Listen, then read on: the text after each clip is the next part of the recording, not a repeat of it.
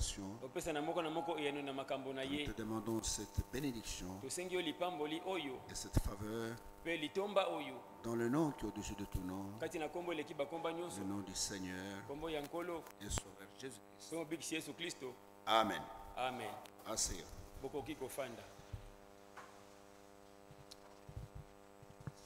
Comment devenir un prisonnier de Jésus-Christ? Et nous nous sommes étendus sur ce sujet qui semble être un petit sujet. Nous avons pris quelques exemples et nous avons parlé de Paul lui-même, qui était d'abord Saul. Non, Paul était. Il n'y a pas de Paul de Tarse. Il y avait Saul de Tarse. Ok, qui est devenu après Paul. Merci. Et nous avons vu comment Dieu a changé son nom. Comment il était prisonnier de ses ambitions. Il voulait satisfaire le Sanhédrin. Il était très zélé pour le Dieu de ses pères. Et dans ce zèle-là, il était devenu persécuteur de l'Église. Combien de gens même aujourd'hui qui sont très zélés pour ce qu'ils appellent message et qui sont devenus persécuteurs des véritables croyants du message. Et Saul était comme ça. Nous avons parlé de Moïse, qui était aussi prisonnier de ses ambitions. Il devait devenir pharaon. Et comment Dieu l'a tenu dans sa main et l'a vidé de tout ce qu'il avait comme connaissance, à tel point qu'à la fin il ne savait même plus comment parler. Il bégayait comme un mouton. Et Dieu en a fait son prisonnier. Et c'est par un prophète puissant qu'Israël a été délivré de la captivité. Et c'est par un prophète puissant qu'Israël a été gardé pendant son voyage. Et nous sommes arrivés à parler de Joseph, le fils de Jacob, le seul qui était spirituel. Et lui aussi avait un avenir glorieux. Il était prédestiné à devenir un libérateur comme Moïse. Mais lui devait libérer son père et sa famille de la famine, afin qu'ils ne puissent pas mourir. Et nous avons montré que la vie de Joseph était un type parfait de ce qu'était la vie de Christ sur la terre. À moins que vous soyez aveugle. Et nous avons montré ceci, que Joseph, comme Jésus, était haï de ses frères.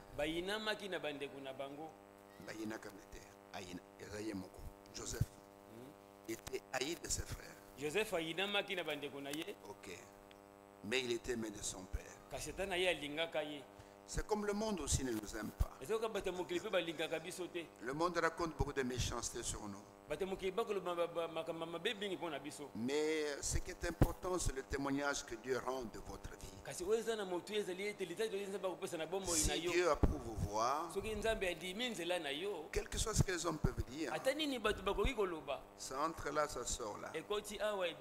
Regardez le Seigneur Jésus, le Fils parfait, pour lequel le Père a témoigné. Celui-ci est mon Fils bien-aimé, en qui j'ai mis toute mon affection. Ça, c'est le témoignage du Père. Mais pour les Juifs, c'était un blasphémateur. C'était quelqu'un qui s'opposait aux enseignements de Moïse. C'était quelqu'un qui détruisait leur culte. Et pourtant, c'est Dieu qu'ils prétendaient servir. Il était en Jésus. Et ils n'ont pas reconnu.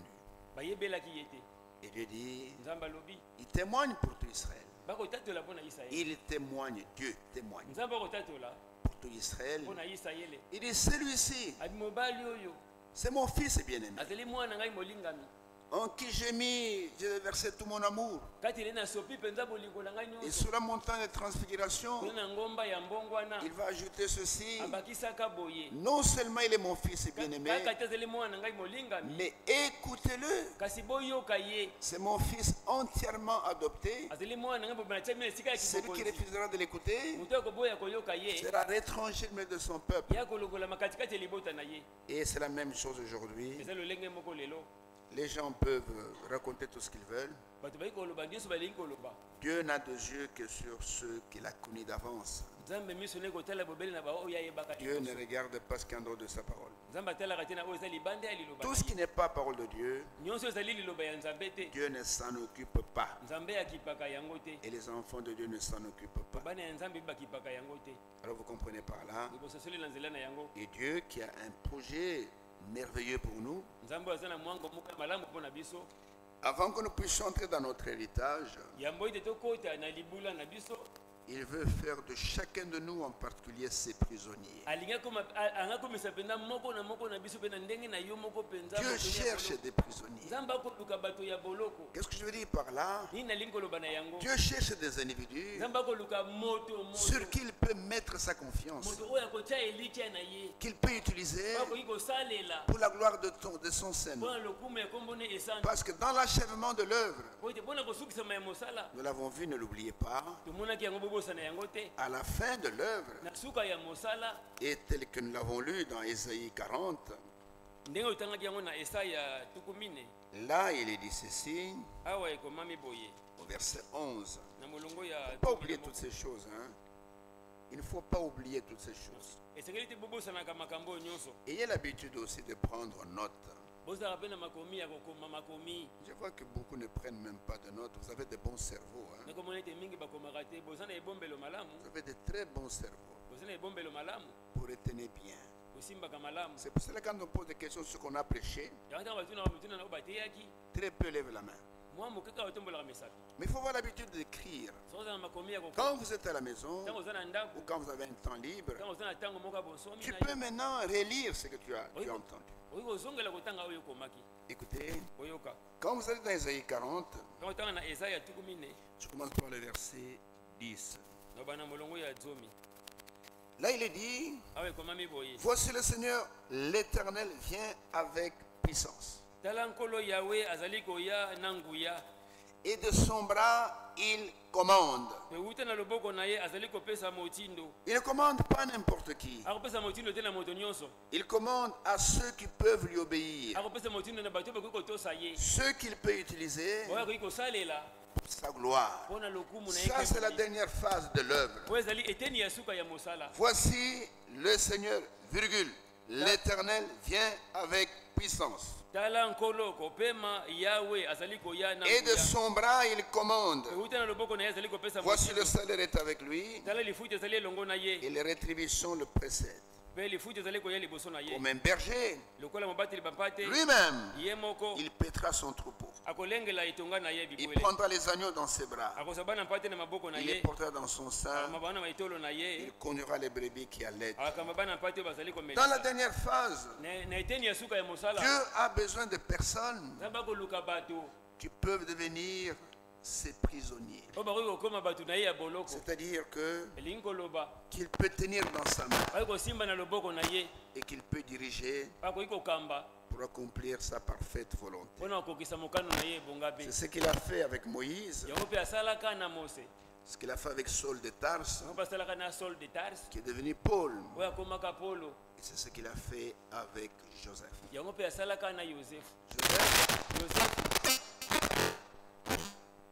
Qui était le type parfait de Christ. Depuis qu'il était adolescent, Dieu lui a montré ce qui allait lui arriver. Comment ses frères viendraient se prosterner devant lui, y compris même son père. Et il fallait que ces choses puissent s'accomplir. Parce que toute promesse de Dieu, écoutez-moi bien, doit avoir son accomplissement. Dieu n'est pas quelqu'un qui fait des promesses fallacieuses. Si vous êtes réellement la vraie sémence royale d'Abraham, toutes les promesses qui ont été faites à Abraham, elles sont pour vous et elles vont s'accomplir. Alors nous voyons que Joseph, tout comme Moïse, avant d'arriver à être vraiment prisonnier,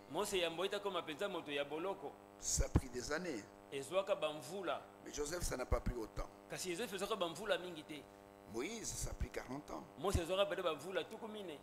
À 40 ans, il a fui l'Égypte. 40 ans, il a fui l'Égypte. Merci. À 40 ans. Merci. Et pendant 40 ans, Dieu a mis ses 40 ans pour le vider de ce qu'il avait appris en Égypte. Et au bout de 80 ans, Dieu est venu maintenant pour en faire son prisonnier. Parce qu'il était devenu vide. À tel point que lui-même a avoué son incapacité devant Dieu. Quand Dieu lui a parlé, j'ai vu les souffrances de mon peuple. Je suis descendu pour le délivrer. Et c'est toi que j'ai choisi. Moïse lui dit, tu arrives en retard. Quand j'étais fort, il fallait venir. Maintenant je suis un vieillard. Dieu lui dit, je n'ai personne d'autre. Il n'y a que toi. Il dit non. Je ne sais plus parler. J'ai la langue embarrassée. C'est une façon de dire que je bégaye. La langue est embarrassée. Et Dieu lui dit, qui a créé la langue, qui a créé la bouche. Alors pour te rassurer, alors je te dis ceci, je vais te faire toi, Dieu pour ton frère Aaron. Tu lui donneras la parole et Aaron parlera pour toi. Bon, nous voyons que Dieu pourrait faire avoir un prisonnier. Il doit vous détacher de tous les liens. Les liens de la mondanité. Les liens de ta tribu, les liens de ta nation, de ton pays. C'est quand il voit que tu es totalement libéré, qu'il n'y a plus aucun autre lien, alors Dieu vient, il dit maintenant le moment est arrivé où je vais faire de cet homme mon prisonnier. Alors nous avons cheminé avec vous sur la vie de Joseph. J'espère que vous avez retenu tout cela. Mais ce qui est parfait dans ce type de Joseph, Moïse aussi est un type de Christ, mais pas autant que Joseph. Joseph vraiment dans le moindre détail. Et Joseph aimé de son père, haï de ses frères. Joseph, le père lui a fait une tunique de plusieurs couleurs. C'était le type de messager de l'alliance. Comme il est écrit dans Malachie chapitre 3, c'est ce qu'était Christ. Il était le messager de l'alliance. Prenez avec moi Malachie, le dernier prophète de l'Ancien Testament. Au verset 1er, voilà ce qui est écrit à propos du Messie. Ça, ce n'est pas encore accompli ce que je vais lire ici. La première partie peut avoir une double signification, elle peut s'appliquer à Jean-Baptiste. La première partie, c'est il dit, voici j'enverrai mon messager. Il préparera le chemin devant moi. Et soudain, entra dans son temple. Le Seigneur que vous cherchez Et le messager de l'alliance que vous désirez. Voici il vient, dit l'Éternel des armées. Le Seigneur, c'est le messager de l'alliance. Et Joseph, quand il portait cette tunique à plusieurs couleurs, et je vous ai montré que dans Genèse chapitre 9, quand Noé est sorti de l'arche et que Dieu a conclu une alliance avec lui, Dieu a fait apparaître l'arc-en-ciel dans le ciel. Si vous n'avez jamais bien observé l'arc-en-ciel, bien observé. Tu peux regarder distraitement comme ça. Mais si prochainement il y a l'arc-en-ciel dans le ciel, regarde ça bien. Tu vas voir que toutes les couleurs sont là. C'est ce qui fait sa beauté. C'est toutes les couleurs qui sont là. Et Dieu dit à Noé, quand tu auras les nuages dans le ciel, et quand tu verras cet arc, il appelait ça l'arc. Quand tu verras cet arc, quand moi-même je verrai ça, je me souviendrai des eaux du déluge. Et je ne détruirai plus l'homme par le déluge. Donc c'était le signe de l'alliance. Et Jacob a fait à son fils cette tunique de plusieurs couleurs qui le distinguait de ses frères. Comprenez? Lui n'était que le 10e garçon. Non, plutôt le 11e. Le 11e garçon. Le 12e c'était Benjamin. Donc devant lui, il y avait 10 grands frères. Et nous voyons que dans Genèse 39, je vous ai montré ça. C'est un petit détail, hein, auquel les gens ne font pas attention. Et Moïse qui a écrit ça, sous inspiration, il dit voici la postérité de Jacob. Et à la place de commencer par le fils aîné qui était Ruben, il commence par Joseph. On ne peut pas commencer par le 10e enfant, quand même, le 11e enfant. On ne peut pas commencer par le 11e. Il devait commencer par le premier. Quand on parle de la possibilité de quelqu'un, on commence par le fils aîné. Mais là, conduit par le Saint-Esprit, Moïse commence par Joseph.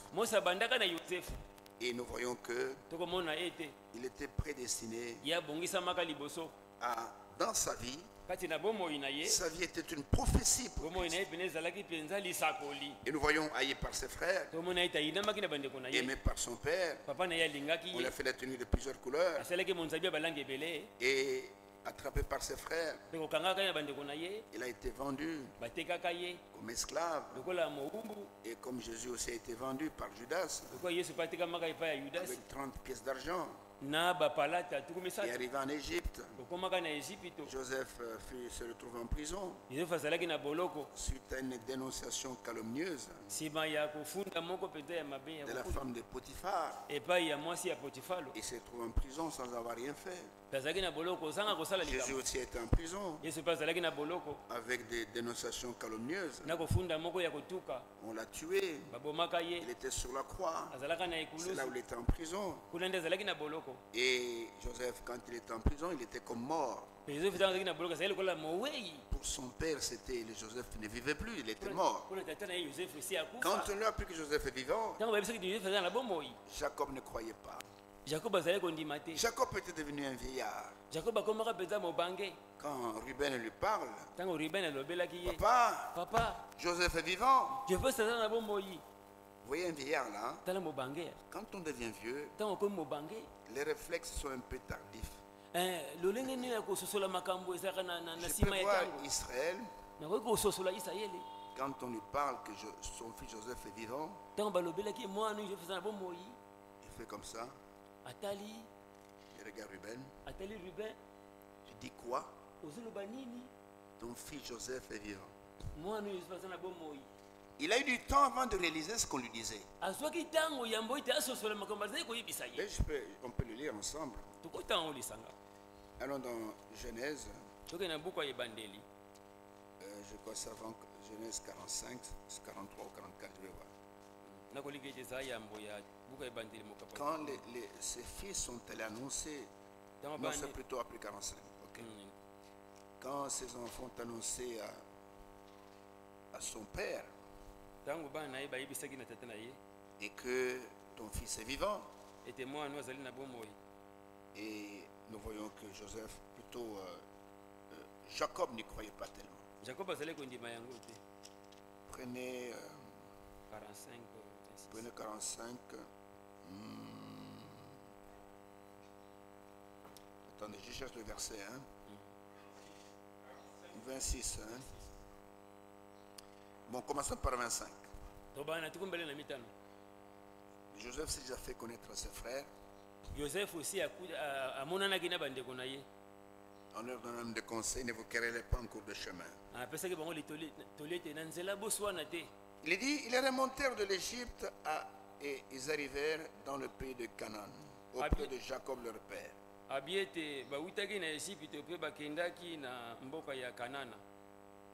Traduis bien le verset. Tu lis avec moi. Oui. Je répète toujours, verset 25. Traduis le verset. 25. Babimaki na Égypte pe bakendaki na mboka ya Kanana. Epai ya Yakobo tata na bango. Tu vois? Vous traduisez en partie. Auprès de Jacob leur père. Epai ya Yakobo tata na bango, merci. Ils lui dirent. Balobaki na ye. Au papa. Papa. Joseph vit encore. Joseph azali na ino na bomoi. Et même celui qui gouverne tout le pays d'Égypte. Mais le cœur de Jacob resta froid. C'est-à-dire qu'il dit ses enfants me racontent des histoires. Ça fait des années. Ça faisait 13 ans. Joseph était vendu comme esclave. Donc n'a pas réagi. Et qu'est-ce que ces enfants viennent me raconter? Son cœur resta froid. Parce qu'ils ne les croyaient pas. Ils lui rapportèrent toutes les paroles que Joseph leur avait dites. Il vit les chars que Joseph avait envoyés. C'est-à-dire que pour que son père vienne en Égypte, Joseph avait envoyé des chars, les chars de l'Égypte, pour transporter son père avec ses biens, avec tous ses enfants, ses arrière-petits-enfants. Quand on a dit Joseph est vivant, il est resté calme. Il était froid. Les enfants lui ont dit, sors dehors, regarde les chars. C'est Joseph qui a envoyé ça. Et quand il a regardé, et quand il a vu les chars que Joseph avait envoyés pour le transporter, c'est alors que l'esprit de Jacob, leur père, se ranima. Et Israël dit, c'est assez. Joseph, mon fils, vit encore. J'irai et je le verrai avant que je meure. Et c'est ainsi que il va se rendre en Égypte. Mais avant d'arriver à ça, je voudrais souligner un point. Même quand Joseph se fait connaître à ses frères, vous savez que les Juifs n'ont pas reconnu Jésus en tant que Messie. Selon Romains chapitre 11, les Juifs ont été aveuglés afin que nous les gens des nations ne puissions entrer. Et quand ils furent aveuglés, il s'est ouvert une période, la période d'aveuglement d'Israël, mais la période de grâce pour les nations. Et la Bible dit qu'Israël a été mené dans l'aveuglement jusqu'à ce que la totalité des païens soit entrée.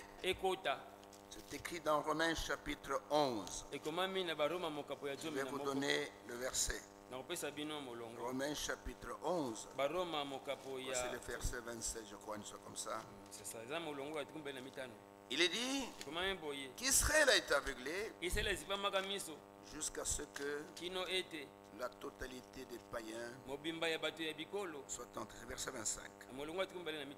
Il est dit ceci.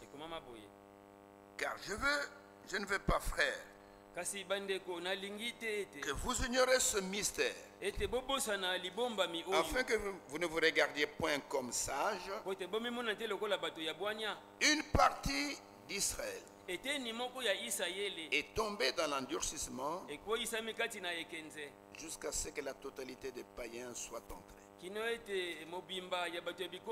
Pourquoi il dit une partie d'Israël? Parce que dans l'épouse, il y aura aussi des juifs. Pierre, Paul, Jacques font partie de l'épouse. Ils ne font pas partie des rescapés d'Israël. Eux, ils ont accepté. Les juifs que l'on reconnus, les Marie-Madeleine, qui étaient des femmes juives, mais ils font partie de l'église. Ils font partie de l'épouse. Les 3000 qui ont cru le jour de la Pentecôte étaient tous entièrement des juifs. Donc dans l'épouse, il y aura aussi des juifs, de ceux qui ont accepté Jésus comme leur Seigneur et même leur sauveur personnel. Alors quand Joseph se fait connaître à ses frères, l'église, plutôt son épouse Asnath, n'était pas dans le palais. Quand il s'est fait connaître à ses frères, je vous l'ai dit la fois passée, Joseph était seul. Ça, c'est le type parfait de Christ. Quand il viendra se révéler à ses frères, il sera seul. Aucun prophète des nations ne sera avec lui. Aucun homme des nations ne sera avec lui. Et je relis pour vous le type. Genèse 45. Genèse chapitre 45. Tout ça, c'est pour vous montrer que Joseph était le type parfait de Christ. Genèse 45. Je l'avais déjà lu la fois passée, mais je le relis encore. Commençons même par le verset premier. Et comme la fois passée, j'ai lu jusqu'au verset 15. Quand il a fait venir Benjamin, il avait exigé qu'il soit là. Et Benjamin, c'est le type de 144 000. Et quand ils ont amené Benjamin, parce qu'il leur avait dit, c'est la seule condition que vous puissiez encore recevoir du blé. Si vous n'amenez pas votre petit frère, ne vous présentez pas devant moi. Quand ils sont rentrés, ils ont dit à leur père, le chef de l'Égypte, ne sachant pas que c'est Joseph, exige qu'on amène Benjamin. Lisez cela dans les Écritures. Jacob a dit, pas question. J'ai déjà perdu son frère. Je ne peux aussi perdre son petit frère. Il ne va pas me quitter. Ils ont terminé tout le blé. Et la famine est entrée. Ils ont dit, papa, on doit rentrer en Égypte. Mais on ne peut pas rentrer en Égypte sans Benjamin. Sinon, celui qui est chef en Égypte, là, il peut même nous arrêter. Il a exigé qu'on amène le petit frère. Et finalement, Israël va accepter. Bon, prenez-le. Partez avec lui. Maintenant, quand ils sont arrivés, souvenez-vous que les 10 premiers fils d'Israël étaient issus de 3 femmes. De Léa, de sa servante Zilpa Et de la servante de Rachel, Bila. Donc c'était les 10 premiers fils de Jacob. Mais Benjamin et Joseph étaient les seuls enfants que Rachel avait mis au monde. La femme que Jacob aimait le plus. Ils étaient les seuls. Donc quand ils sont venus, maintenant 11. Donc les 10 plus Benjamin. Quand ils sont arrivés, ils se sont prosternés devant Jacob, devant Joseph. Ce qu'ils disaient qu'ils ne le feront jamais. Ils se sont prosternés devant lui. Il a dit à ses serviteurs, je vais manger avec ces Hébreux. Dresser la table. Et Joseph utilisait un interprète. Ces 13 ans de captivité n'ont pas fait qu'il a oublié l'hébreu. Il utilisait l'hébreu, plutôt l'interprète, pour que ses frères ne le reconnaissent pas. Et on a dressé la table. Les serviteurs étaient là en train de servir. Et quand il a vu son propre petit frère, fils de sa mère, c'est le seul qui était avec lui, même père, même mère. Joseph n'a pas pu se retenir. Quand il a regardé son petit frère, alors la Bible dit, ne pouvant se retenir, il cria. Il a dit, tout le monde est dehors. Ses frères ont eu peur.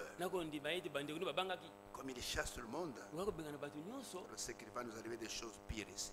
Là où ils étaient, ils tremblaient. Et quand tout le monde est sorti, y compris Asnath et ses propres enfants. Vous connaissez les enfants de Joseph qu'il a eu avec Asnath? Qui connaît le nom, qui lève la main? Les enfants que Joseph a eu avec Asnath. Qui connaît les enfants? Qui lève la main. Le frère dort. Il faut le réveiller. Qui connaît?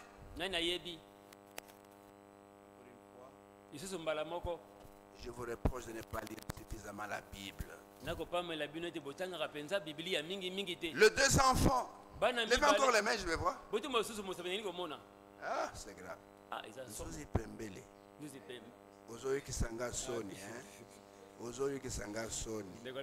Levez les mains. Je vais voir.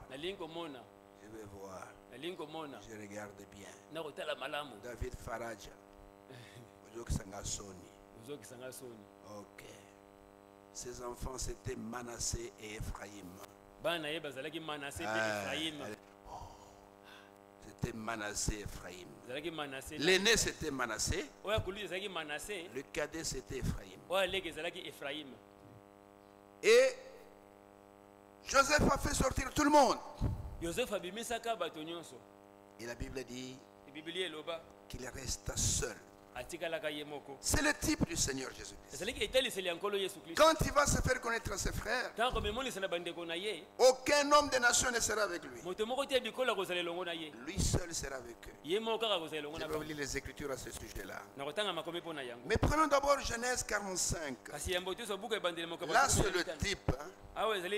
Et après, nous verrons la réalité plus tard. Commençons par le verset 1er. Joseph ne pouvant plus se contenir, ses frères pensaient avoir affaire à un Égyptien. Ils avaient peur. Ils tremblaient. Sachant ce qui s'est passé, quand on les avait pour des voleurs, ils tremblaient. Et Joseph, ne pouvant se contenir devant tous ceux qui l'entouraient, il s'écria, faites sortir tout le monde. Et tout le monde est sorti.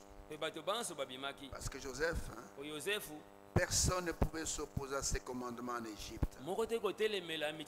Ce qu'il disait, c'est ce qu'il se faisait. Tout le monde est sorti. Il ne resta personne avec Joseph. Quand il se fit connaître à ses frères, quand Christ viendra se faire connaître à ses frères, il laissera l'épouse à la fête de noces. Il descendra se faire connaître à eux. Nous allons le lire. Et ça sera terrible. Et là, ne pouvant se contenir, l'émotion était forte. Kobanga te mawa na motema. Il voit ses frères. Peut-être que il n'était pas dans de bonnes conditions, peut-être qu'il n'avait pas de bons habits. Il voit son petit frère Benjamin, peut-être qu'il avait peur de lui. Cette autorité égyptienne, qu'est-ce qu'on va nous faire? Tout quand il a crié, tout le monde dehors. Je peux le voir là-bas, en train de se regarder. Qu'est-ce qui va nous arriver? Qu'est-ce qui va nous arriver? Et à leur grand étonnement, il voit celui qui pensait être un Égyptien. Il a commencé à pleurer devant eux. Frère, il élevait la voix en pleurant. La Bible dit, les Égyptiens l'entendirent. Et la maison de Pharaon l'entendit. Que le chef est en train de pleurer. Joseph dit à ses frères, je suis Joseph. Oh là là. Quand ils ont entendu ça, ils ont regardé. Un Égyptien qui devient notre frère. Il dit, je suis. Maintenant, il a parlé en hébreu. Il a fait sortir l'interprète. Maintenant, il a parlé dans leur langue. En hébreu. Je suis Joseph. Il dit, mon père vit-il encore? Il était déjà très vieux. Est-ce qu'il vit encore? Mais ses frères ne purent lui répondre. Car ils étaient troublés en sa présence. Quand le Seigneur se fera connaître à ses frères, ils seront troublés en sa présence. Il va leur dire, c'est moi que vous avez crucifié. Regardez, vous m'avez mis à la croix. Ils seront troublés aussi en sa présence. Joseph dit à ses frères qui avaient peur, approchez-vous de moi. Parce que quand il mangeait avec eux, lui était à distance. Donc la table était là, mais lui était au coin là-bas. En tant que l'autorité. Maintenant il leur dit, approchez-vous de moi. Et ils s'approchèrent. Il dit, je suis Joseph, votre frère que vous avez vendu. Il leur dit même que vous m'avez vendu pour être mené en Égypte. Quand ils ont entendu ça, ils ont dit, alors il va se venger maintenant. Maintenant, il a fait venir Benjamin pour nous massacrer tous. Il va se venger.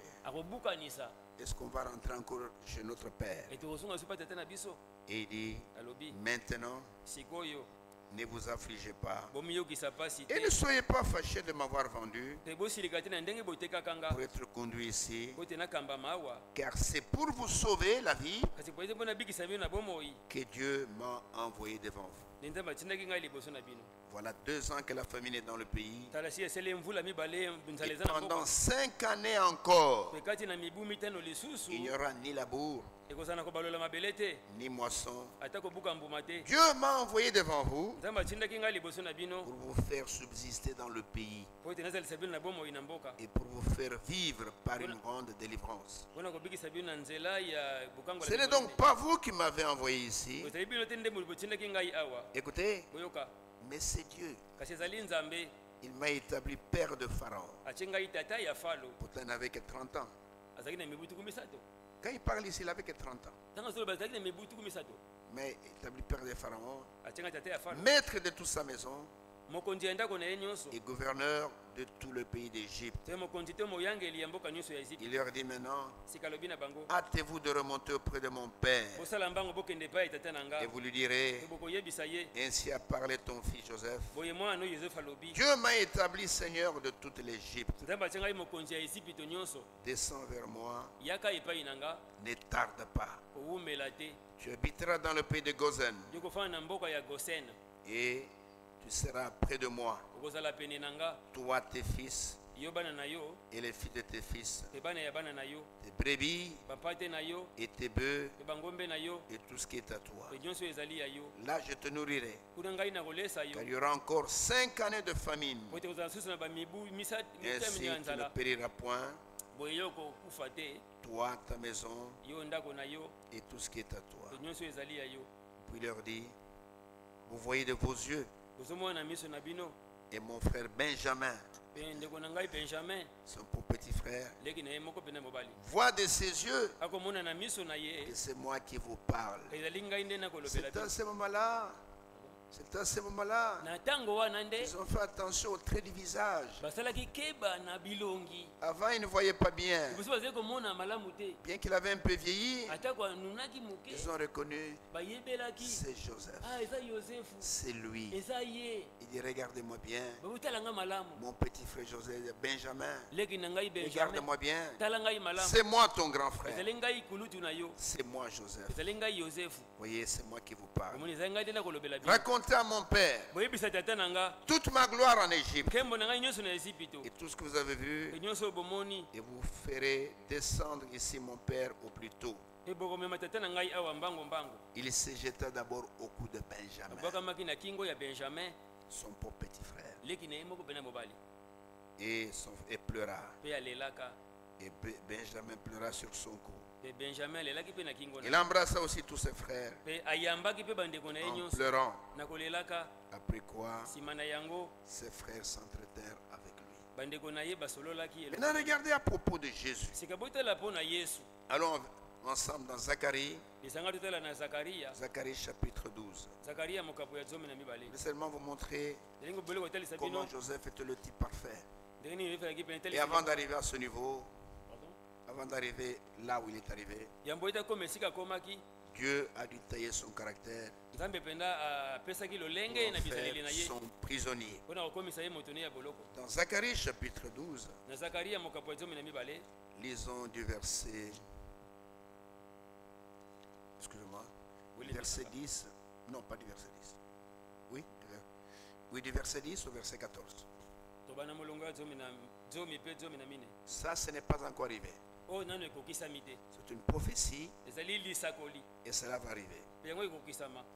Il est écrit, quand Dieu aura terminé avec les nations, alors je répandrai sur la maison de David et sur les habitants de Jérusalem un esprit de grâce et de supplication. Et ils tourneront les regards vers moi. C'est lui qu'ils ont percé. Ils pleureront sur lui comme on pleure sur un fils unique. Comme les frères de Joseph ont pleuré sur lui. Ils pleureront amèrement sur lui. Comme on pleure sur un premier-né. En ce jour-là, le deuil sera grand à Jérusalem. Comme le deuil d'Adrimon. Dans la vallée de Megiddo. Le pays sera dans le deuil. Chaque famille séparément. La famille de la maison de David séparément, et les femmes à part. La famille de la maison de Nathan séparément, et les femmes à part. La famille de la maison de Lévi séparément, et les femmes à part. La famille de Shimei séparément et les femmes à part. Toutes les autres familles, chaque famille séparément et les femmes à part. Et au chapitre 13, le verset 6, il est écrit, et si on lui demande, ceux qui pleuraient là, d'où viennent ces blessures que tu as aux mains? Il répondra, c'est dans la maison de ceux qui m'aimaient que je les ai reçus. C'est dans la maison de mes frères. Il va leur dire, tout cela est arrivé afin que vos frères des nations puissent aussi entrer. C'est pourquoi vous avez été aveuglés. Vous ne m'avez pas reconnu. Parce que Joseph, quand il a été élevé en dignité, il a pris une femme des nations. Et Christ aussi, rejeté par ses frères, dans Actes chapitre 15, et là il est dit que verset 13, verset 14, verset 13, verset 14, et Actes chapitre 15, c'est Jacques qui parle.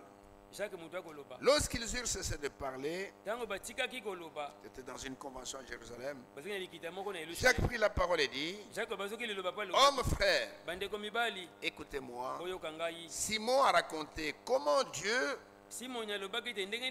a d'abord jeté son regard, ou les regards, sur les nations, pour choisir du milieu d'elles un peuple qui porte son nom. Et le peuple qui porte son nom, c'est son épouse.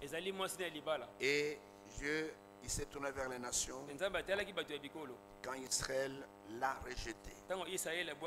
Avant la crucifixion, avant la résurrection, il disait, je n'étais envoyé qu'aux brebis perdues de la maison d'Israël. Quand quelqu'un des nations pouvait venir, comme la femme syrophénicienne qui avait un enfant qui était malade, et il appelait fils de David. Fils de David, ma fille vraiment est à l'extrémité. Il dit, il n'est pas bon de prendre la nourriture des enfants et donner aux petits chiens. Même quand il a envoyé les 11, plutôt les 12, avec Judas à l'époque, d'aller évangéliser. Vous trouvez ça dans Matthieu 10, Luc 10 aussi, je crois. Il leur dit donc expressément, n'allez pas chez les païens, n'allez pas chez les Samaritains, allez seulement vers les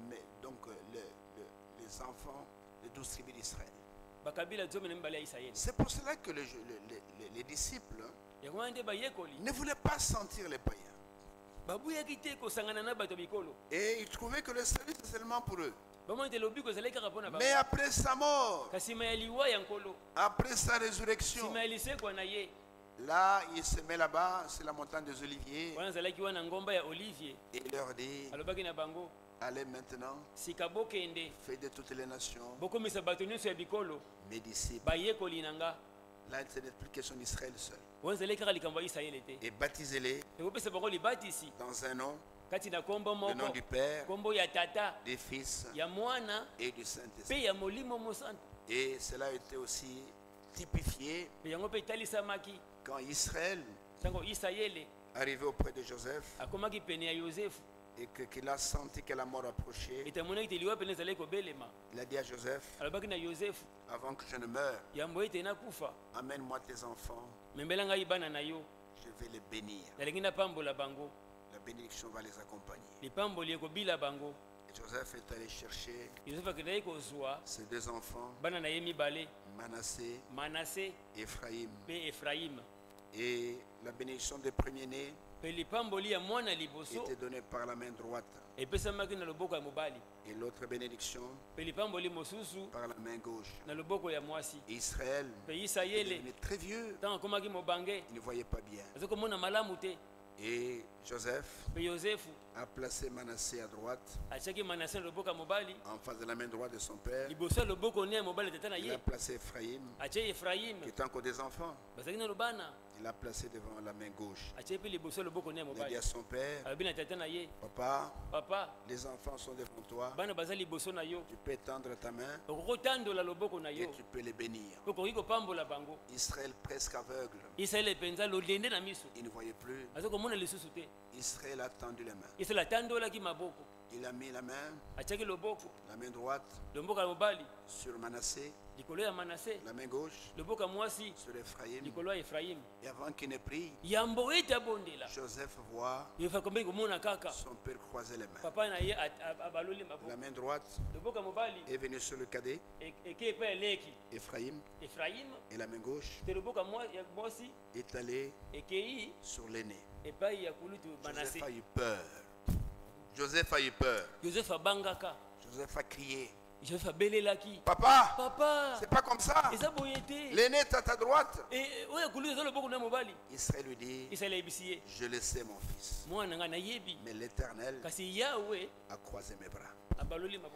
Dans Exode chapitre 4, regardez ce que l'Éternel déclare à Moïse à propos d'Israël. Exode au chapitre 4. Je prends simplement le verset 22. Si vous ne le savez pas, Israël était le fils aîné de Dieu. Nous, les gens des nations, nous sommes les cadets. Et dans Exode 4, verset 22, l'Éternel dit à Moïse, tu diras à Pharaon ceci. Ainsi parle l'Éternel. Israël est mon fils, mon premier-né. Vous entendez ça? Israël est mon fils, mon premier-né.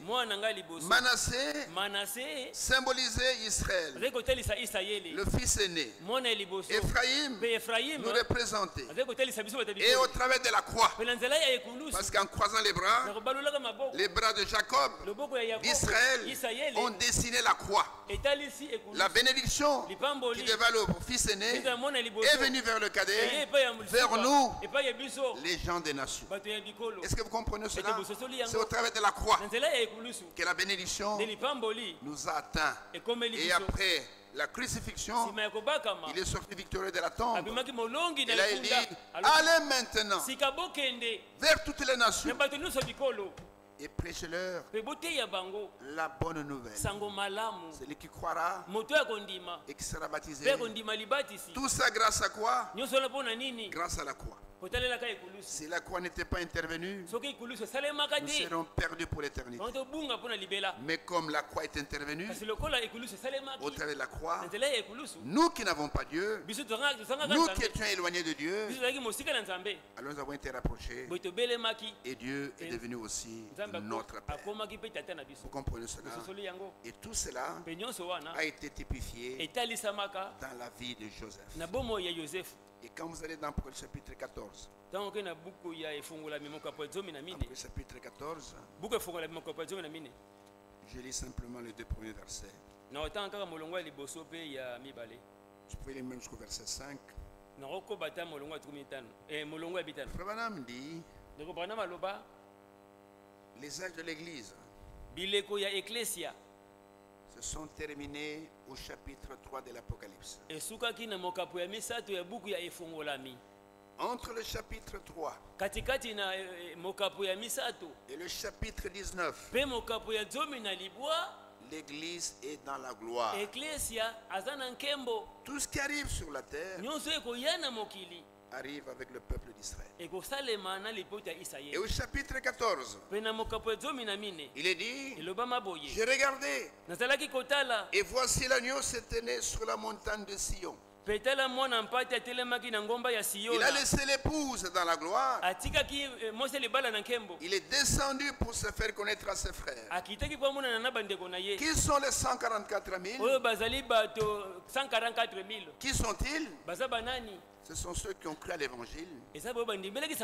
Quand les deux témoins vont prêcher sur la terre. Et tout cela après l'enlèvement de l'épouse. Ils vont non seulement croire, ils seront scellés du Saint-Esprit. Ils vont croire que Christ est réellement le Messie.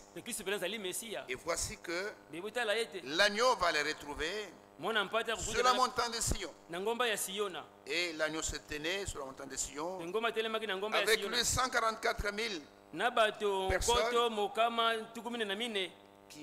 qui avaient son nom et le nom de son père écrit sur leur front. J'ai entendu du ciel une voix comme un bruit de grosses eaux, comme d'un grand tonnerre. Et la voix que j'ai entendue était comme celle des joueurs de harpe, jouant leur harpe. Et ils chantaient un cantique nouveau devant le trône. Ça, c'est l'épouse qui est dans la gloire. L'épouse chante dans la gloire. Et les 144 000 vont chanter le même cantique sur la terre. Ils chantent un cantique nouveau. C'est l'épouse devant le trône, devant les 4 êtres vivants et les veillards. Et personne ne pouvait prendre le cantique si ce n'est les 144 000 qui avaient été rachetés de la terre. Ce sont ceux qui ne se sont pas suivis avec les femmes. Les femmes là sont des églises. Ils n'ont jamais été affiliés à une dénomination. Ce sont des vierges. Car ils sont vierges. Ils suivent l'agneau partout où il va. Ils ont été rachetés d'entre les hommes comme des prémices pour Dieu et pour l'agneau. Et dans leur bouche, il ne s'est point trouvé de mensonge, car ils sont irréprochables. Ces 144 000, vous les trouvez au chapitre 7. Là, vous savez que c'est 12 000 par tribu d'Israël. Ce ne sont pas les gens des nations. Ce ne sont pas les témoins de Jéhovah. Ce sont tous les 144 000.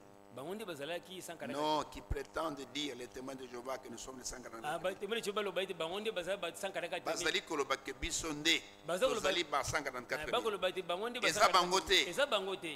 Ce sont les 12 000. Vous lisez ça au chapitre 7. Du verset 1er jusqu'au verset 7 aussi. Alors j'ai seulement voulu vous lire tout cela. Vous montrer que même quand Joseph s'est fait connaître à ses frères, c'était un type de ce que Christ va connaître avec ses propres frères. Maintenant je vais lire avant de terminer. Dans notre brochure, un peu, Frère Branham a tout résumé un peu tout ça. On ne va pas terminer ça aujourd'hui. Et ce qui va rester, ce sera terminé le dimanche. À la page 20. Page 20, je commence à lire ici. C'est ainsi. Ici. Ok. À la page 20, il n'y a pas de paragraphe numéroté. Hein? Mais Frère Branham résume un peu la vie de Joseph ici. Et tous ces types, quand nous en parlons, c'est pour parler de nous. Pour parler de ce que Dieu veut faire avec nous. Et n'oubliez pas, Dieu veut faire de nous, de chacun de nous, un prisonnier. Avant que nous puissions entrer dans cet héritage qui nous a été promis. Alors il est dit, Frère Branham dit, c'est ainsi. Rappelez-vous qu'il fut vendu, donc Joseph, par ses frères, et à un Égyptien qui le revendit à Potiphar. Celui-ci lui donna un peu de liberté, mais c'est la première fois qu'il lui fut enlevé, qu'on lui a enlevé la liberté. Et le voilà en prison, pleurant, Dieu devait le dépouiller. Parfois, Dieu fait certaines choses dans nos vies. Nous ne comprenons pas. Nous pleurons. Nous versons des larmes. Mais parfois, au travers de ces choses-là, Dieu est en train de nous tailler, de nous laver, pour ôter de nous toutes les impuretés que Satan déversait sur nous. Je continue. Mais remarquez ceci. Pendant tout le temps qu'il fut en prison, il put se souvenir de la vision qu'il avait eue de lui-même, assis sur un trône, et de ses frères se prosternant devant lui,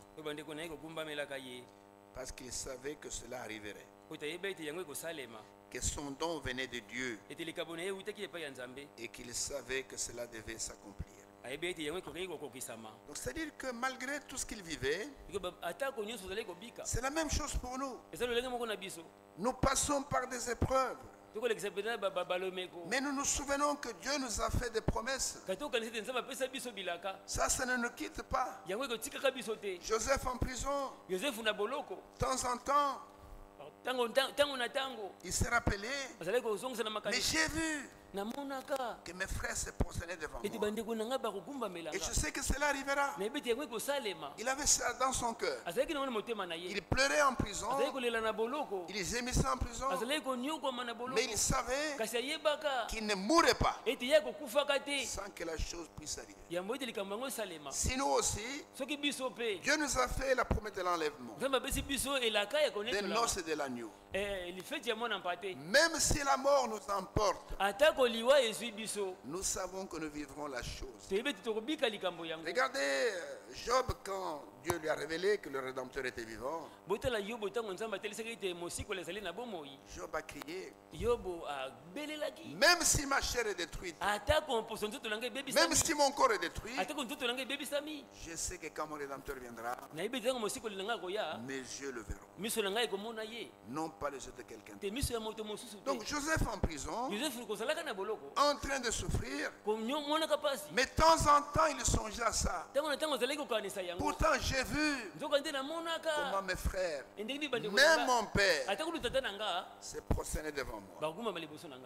Et il attendait cela en prison. Parce que Dieu ne fait jamais des promesses qu'il ne peut tenir. C'est pourquoi je peux vous dire ce soir, comme il nous a promis l'enlèvement, soyez sûrs et certains que l'enlèvement interviendra. Vous le croyez?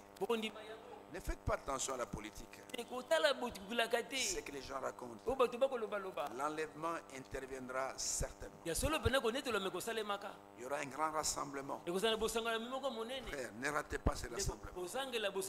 Les saints de tous les âges. Le Seigneur en a parlé dans Matthieu chapitre 8 verset 11. Il a dit, ils viendront de l'Est, de l'Orient, de l'Occident. Ils seront attablés dans le ciel même, avec Abraham, avec Isaac, avec Jacob.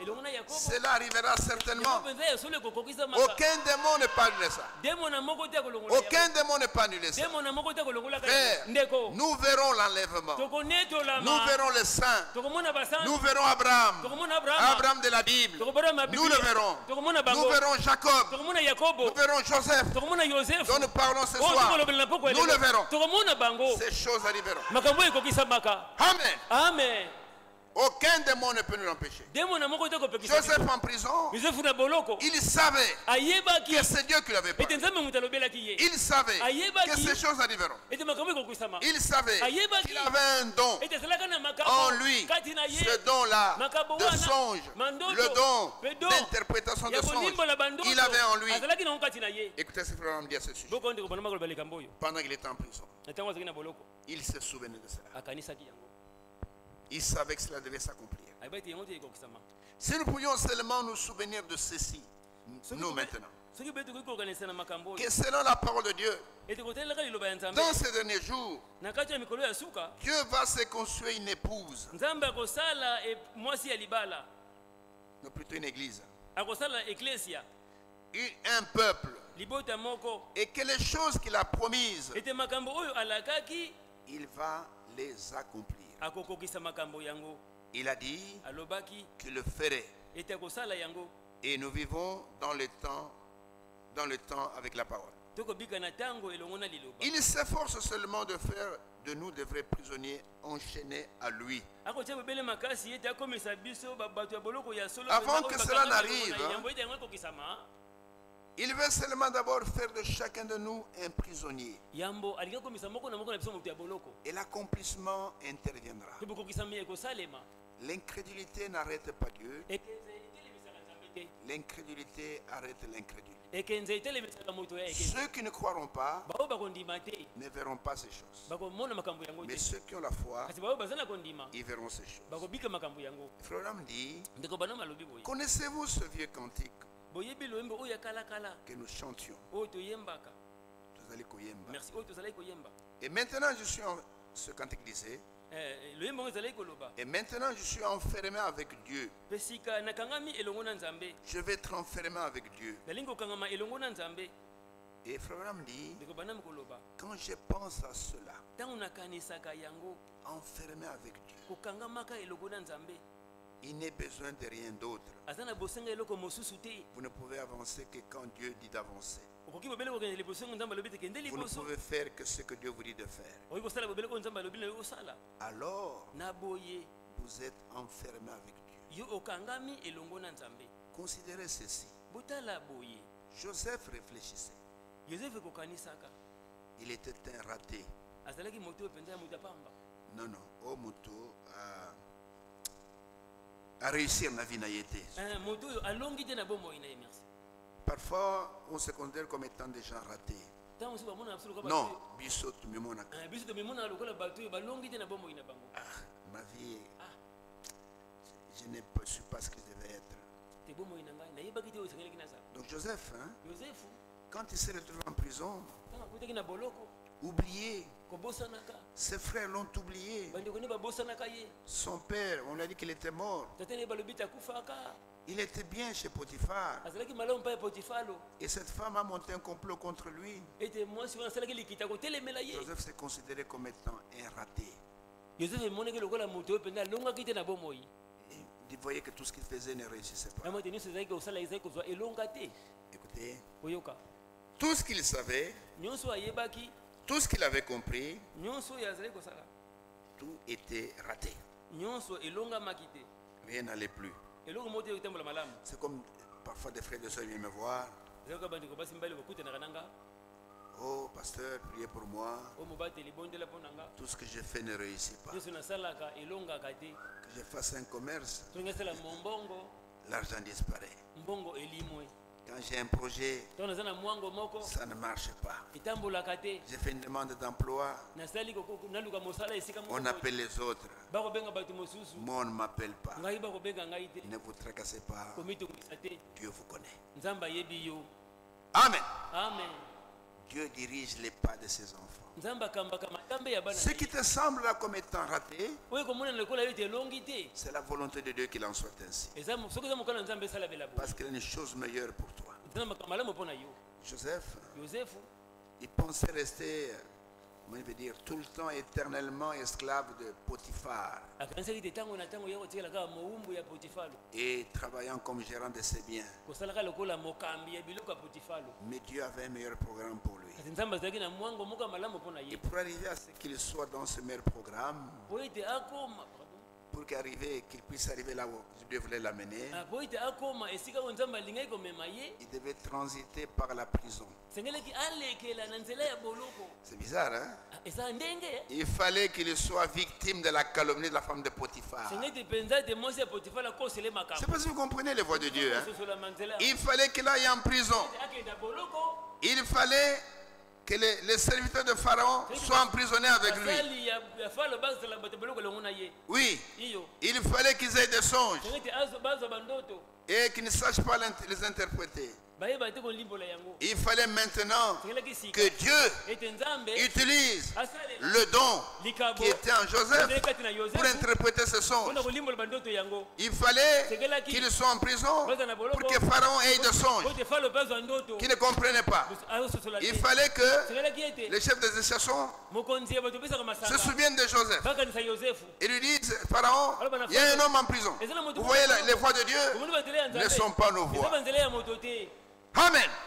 Joseph pensait être oublié en prison. Non, Joseph pensait être oublié en prison. Mais une personne ne l'avait pas oublié. C'était Dieu. Et Dieu l'a mené étape par étape. Dieu a fait que la femme de Potiphar aime Joseph et qu'elle puisse l'accuser, qu'on le mette en prison. Tout ça était dans le programme de Dieu. Ok, maintenant nous approchons. Il a fait, c'est pas 2 ans, 3 ans en prison. Et il fallait que les chassons et les panetiers soient en prison. Il fallait qu'ils aient des songes. Tout ça c'est bien. Joseph a interprété. Il a dit à les chassons: quand tu seras à côté de Pharaon, souviens-toi de moi. Et comme tout homme, quand il fut libéré, il a oublié Joseph. Tout ça Dieu le savait. Comprenez? Et il fallait maintenant que Pharaon fasse deux cauchemars. Il voit des vaches grasses être dévorées par des vaches maigres qui sortent du songe vraiment troublés. Et c'est à ce moment-là que Dieu va utiliser le don qui était en Joseph pour que Joseph puisse être monté en grade et qu'il devienne ce qu'il est devenu. C'est comme Jésus. Avant qu'il puisse arriver là où il est maintenant, et que tout genou fléchisse devant lui, et que toute langue confesse que Jésus est Seigneur à la gloire de Dieu le Père. Il a fallu qu'il marche sur la terre, qu'il soit méprisé, qu'on l'arrête, qu'on le crucifie, qu'il subisse l'agonie sur la croix, et qu'il soit insulté, et qu'il goûte à la mort. C'était le chemin tracé par Dieu. Et qu'il sorte de la mort. Et qu'il devienne maintenant, qu'au nom de Jésus-Christ, que tout genou fléchisse dans le ciel, sur la terre et sur la terre, et que toute langue confesse Jésus-Christ est Seigneur à la gloire de Dieu le Père. Et Joseph, en prison, il pensait être abandonné. Encore quelques lignes. Le programme dit: rien n'allait plus. Je peux voir Joseph en prison en train de pleurer. Les larmes coulaient sur ses joues. Quand il songeait à son père, peut-être mon père est mort, on l'a déjà enterré. Quand il songeait à Benjamin, Joseph pleurait.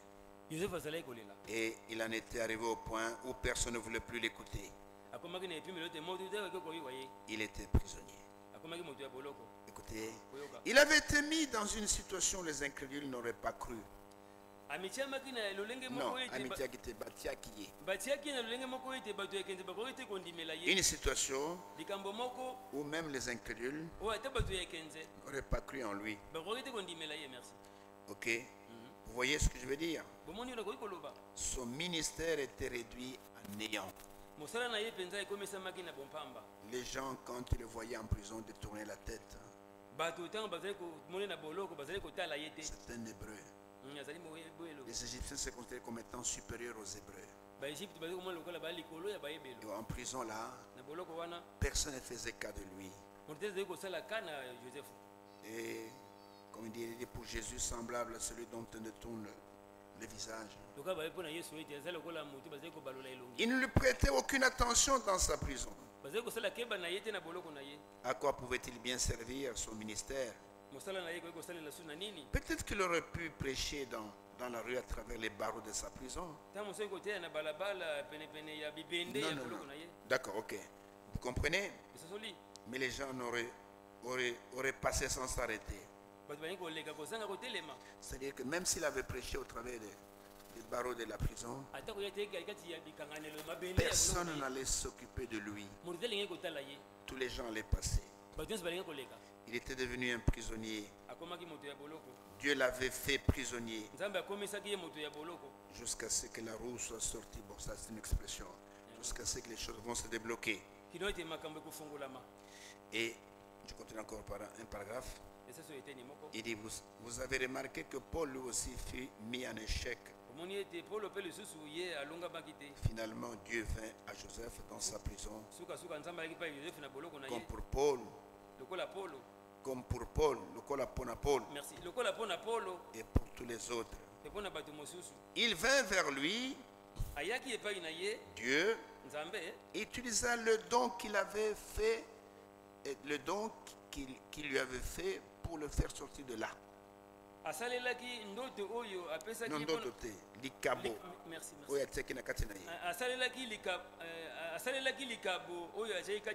Non, pour le faire sortir de la prison. Non, c'est Joseph. Pour le faire sortir de prison, Dieu a utilisé le don qu'il avait placé en lui. Ce don, il était né avec ça. Il avait ce don en lui.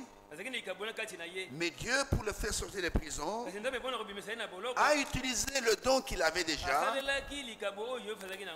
le faire sortir de prison. C'est exact. Il est fait sortir de prison. Et aussitôt que Dieu lui fait sortir de prison, et le roi lui donnait la puissance. Le roi. Lisez avec moi, frère. Il faut lire avec moi. Merci. Tu ne vois pas bien? Tu chercher les lunettes comme moi. Tu ne vois pas. Merci. Chercher les lunettes. Le roi lui donna la puissance. C'est Pharaon.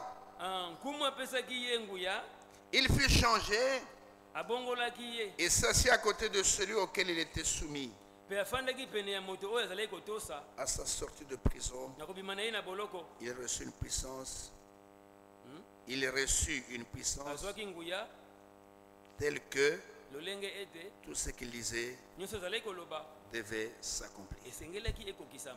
Et c'est ce que Jésus aussi a eu après être sorti de prison et après avoir vaincu la mort.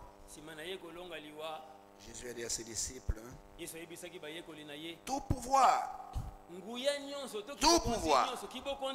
m'a été donné dans le ciel et sur la terre. Tout pouvoir, c'est entre mes mains. C'est Matthieu 28, verset 17, je crois. Tout pouvoir m'a été donné dans le ciel et sur la terre. C'est pourquoi je vous envoie aller par tout le monde et prêcher la bonne nouvelle. Celui qui croira et qui sera baptisé sera sauvé. C'est pourquoi jusqu'aujourd'hui, tout ce que nous faisons, c'est dans le nom de Jésus. La Bible dit, tout ce que vous faites en parole et en acte. Colossiens chapitre 3 verset 17. Faites-le uniquement au nom du Seigneur Jésus-Christ, en rendant par lui des actions de grâce à Dieu le Père. C'est le seul nom qui nous a été donné, avec lequel nous chassons les démons.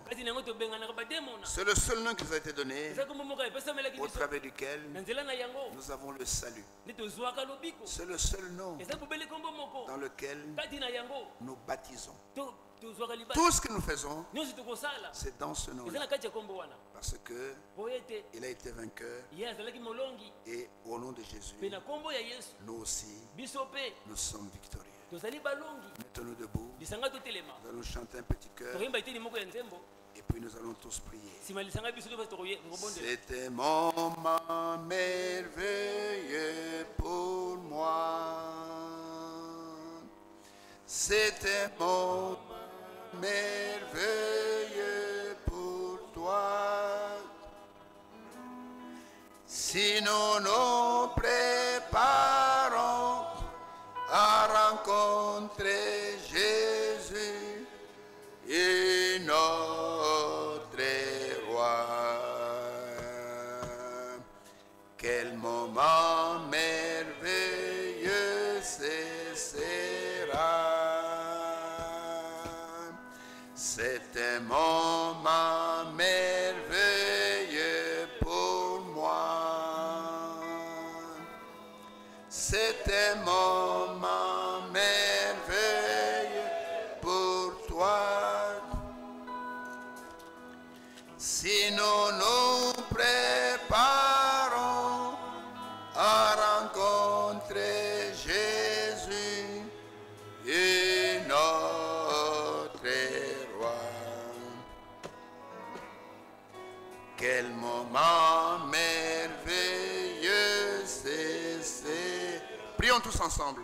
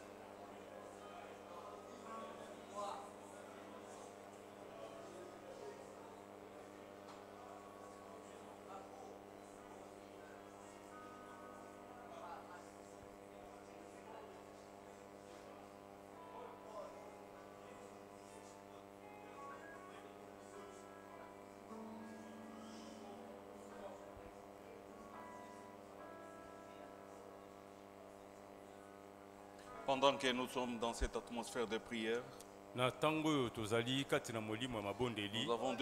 Nous avons deux requêtes sur le pupitre. Il y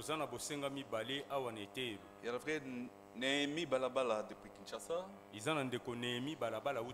nous écrit ceci. Je sollicite les prières des saints en faveur de ma petite sœur divine qui est souffrante. Je crois que le Seigneur agira après vos prières. Que le Seigneur vous bénisse. Et ceux qui sont malades dans leur corps, bien que les saints puissent se souvenir de lui ou bien d'elle. Ceux qui sont malades dans leur corps, bien que les saints puissent prier pour eux, pendant que nous prions, ils peuvent seulement lever la main. Le frère Ali Mukumbai de Kinshasa. Je sollicite les prières de saints afin que Dieu me donne les solutions aux problèmes que j'ai dans mon cœur. Prions tous les seigneurs. C'est toi les grands médecins ces jours-là, tu as payé le prix à Golgotha en versant ton sang, Seigneur, pour nos péchés. Et que c'est par tes maîtrissures, oh Dieu, nous sommes guéris de toute maladie. Tu vois ton fils Néhémie. Il a écrit enfin qu'on puisse prier pour sa petite sœur divine. Tu es le Dieu de près, le Dieu de loin. Que ta main puissante puisse relever divine dans cet état de maladie, que tu aies une bonne santé. Et c'est là pour ta gloire, parce que nous avons prié. Dans le nom de Jésus-Christ. Ton frère Mukumbai, Seigneur, il a des problèmes. Il cherche des solutions. Toi, les secours qui ne manquent jamais. Regardez les mains qui sont levées au Dieu. C'est un secours qui demande. Réponds à chacun de nous favorablement. Il faut que notre joie soit parfaite. Parce que nous avons prié dans le nom du Seigneur et Sauveur Jésus-Christ. Dieu notre Père, nous te disons d'abord merci. Parce que tu as nourri nos âmes. La façon dont nous sommes entrés, ce n'est pas la même façon que nous sortirons d'ici. C'est pourquoi nous te demandons au Père de ne pas quitter ces lieux comme des auditeurs. Donne-nous bénir richement. Bénis le vase que tu as utilisé. Bénis même ceux qui ont suivi de loin. Merci Seigneur pour toutes les bonnes paroles que nous avons. Merci Seigneur. Maintenant souviens-toi de ceux qui sont malades et qui ont levé les mains vers toi. C'est toi le grand médecin. Tu es le Dieu de loin et de près. Même la petite divine qu'on a demandé pour sa guérison. Seigneur, fais-le pour ta gloire. Merci Seigneur pour tout ce que nous faisons. Maintenant, nous voulons rentrer chacun à son domicile. Si toi tu ne gardes pas celui qui garde, nous voulons que tu puisses nous garder. Enfin, quand nous nous reverrons encore dimanche, c'est à toi que nous allons la voir et nous te glorifions. Merci Seigneur. Tu as donné solution à tes enfants, ce qui était dans leur cœur. Et nous croyons cela, Seigneur, parce que nous t'avons demandé dans le puissant nom de notre Seigneur et Sauveur Jésus-Christ. Amen. Nous lisons les salutations de ceux que nous ont suivis par Internet.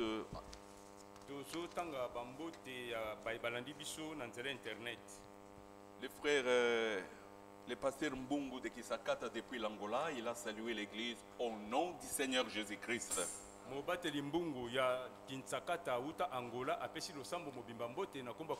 Amen. Ceux qui nous ont suivis par Internet, partie des États-Unis. Le frère Fabien Mwimpia, le frère Samuel Bombindo, le frère Samuel Kimbunga, le frère Bornagues Kabengele, le frère Sylvain Kenan, le frère Glody Moke, le frère Ferdinand Tonto, la sœur Emilinda Baila, la sœur Exaucé Mayunda, la sœur Rebecca Okenge, la sœur Saint-Tiche Kamanda. Et en France, il y a la sœur Patricia Lumwanga, la sœur Charlotte Lunguna, le frère Meshak Matula, les couples Alphen et Naomi Ekofo. En Angola, il y a le frère Benoît Biey, la sœur Hélène Kombe Malandi. À Kolwezi, le couple Grâce et Ruth Bolabika, le couple Alliance et Salomé Balabala, le couple Hervé et Sarah Munganga, le frère Jean-Pierre Kalonge, à Mwanda, dans le Congo central. Il y a le frère Benjamin Safari. Il y a le frère Edon Panjou. Le frère Zenat Lola. Le frère Fiston Kabeya. Le frère Benji Cormen. Au Canada, nous avons les couples Maurice et Priscille Bikaï. À Madagascar, le frère Adolphe Mwanda. En Allemagne, le frère Marc Mila. À Qatar, le frère Michel-Ange Misenga. Pas la sœur. C'est la sœur, on a écrit le frère. Le frère à Kasumbalé, c'est le frère David Vembi.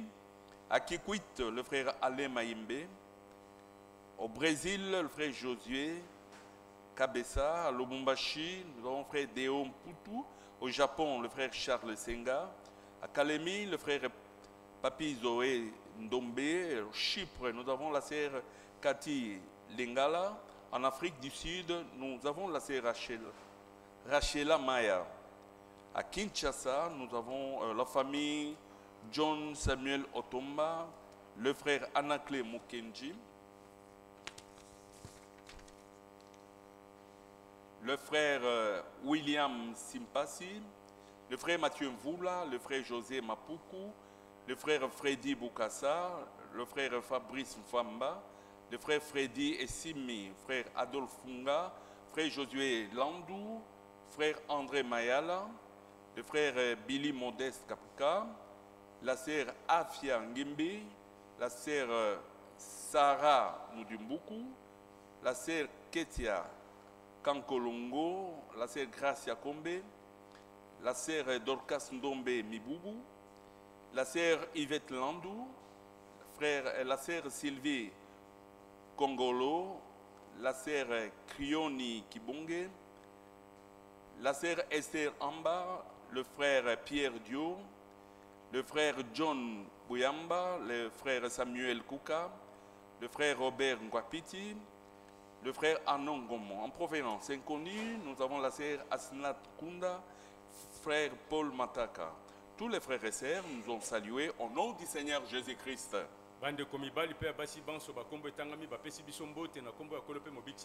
Amen. Sur YouTube, il y avait 93 ordinateurs connectés. Sur le Facebook, sur Facebook, il y avait 25. Sur les sites, il y avait 18. Et sur les Skype, il y avait un ordinateur. Demain, il n'y aura pas réunion de jeunes. Ce sera l'autre samedi. Voilà que nous sommes arrivés à la fin de notre réunion. Si c'est dans la volonté du Seigneur, nous nous reverrons dimanche. Les frères peuvent prier pour les offrandes et pour notre retour à la maison.